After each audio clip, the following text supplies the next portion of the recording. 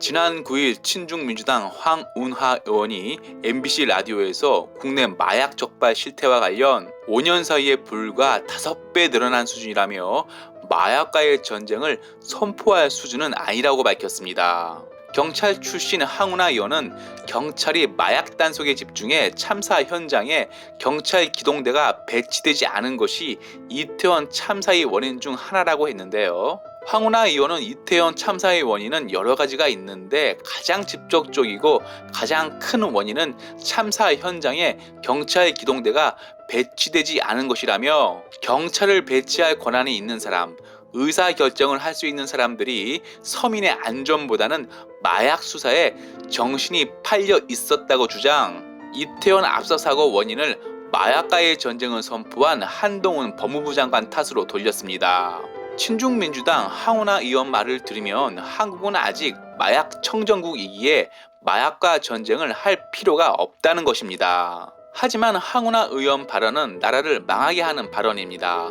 이유는 마약은 선제적으로 강력하게 대응하지 않으면 급속히 퍼져 개인, 가족, 사회가 차례로 망하고 결국은 청나라처럼 국가가 망하기 때문입니다. 친중 민주당 출신 문재인 대통령이 집권한 지난 5년간 마약 범죄가 폭증해 한국은 더 이상 마약 청정국이 아닙니다. 국회 기획재정위원회 소속 양경숙 의원이 관세청에서 받은 자료에 따르면 문재인 정부 5년간 적발된 마약류 매수량은 총 2264kg이며 적발된 금액은 2조 2496억 원으로 드러났습니다. 마약 적발 건수는 3499건에 달하고 지난해만도 마약 미수 적발 금액은 2017년의 5배를 웃도는 수준으로 나타났습니다. 대검찰청의 2021년 마약류 범죄 백서에도 2020년 마약류 사범은 18,050명으로 5년 전보다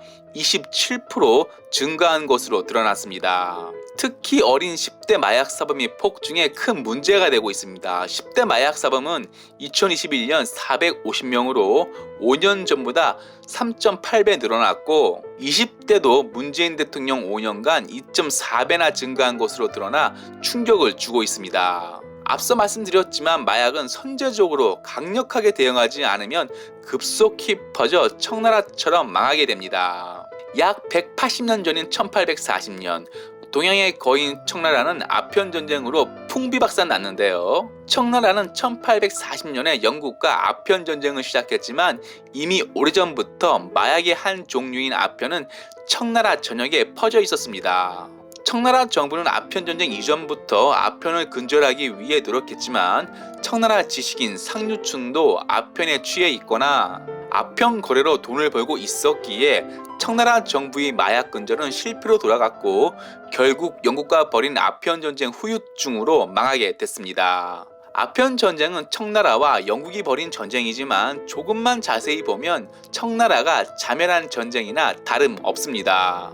당시 청나라인들은 자국에서 전쟁이 일어났는데도 마약인 아편에 취해 아무것도 하지 않았습니다. 동양의 거인 청나라가 아편에 취해 무방비 국가가 된 것을 알아차린 서방국들은 연합국을 만들어 청나라 원정에 나섰고 너무나 손쉽게 청나라를 찢어 먹었는데 이것이 1차 아편전쟁보다 더 치욕적인 2차 아편전쟁입니다. 청나라는 1912년 망하게 되지만 청나라 망국의 시작은 1840년부터 20년간 치른 아편전쟁이라 해도 과언이 아닙니다. 중국이 마약 사범은 국적에 상관없이 사형으로 다스리는 이유는 너무나 치욕적인 아편전쟁 트라우마 때문입니다. 아편전쟁에서 보듯이 마약 범죄는 선제적으로 강력하게 대응해야지 느슨하게 대응하면 청나라처럼 망국의 길로 들어서게 됩니다. 친중 문재인 정부 5년 사이 국내 마약 적발이 불과 5배 늘어난 수준이라며 마약과의 전쟁을 선포할 수준은 아니라는 친중민주당 황운하 의원은 아편전쟁을 모르는 것 같습니다. 마치고 마치겠습니다. 유익했다면 구독, 좋아요, 회원 가입 부탁합니다.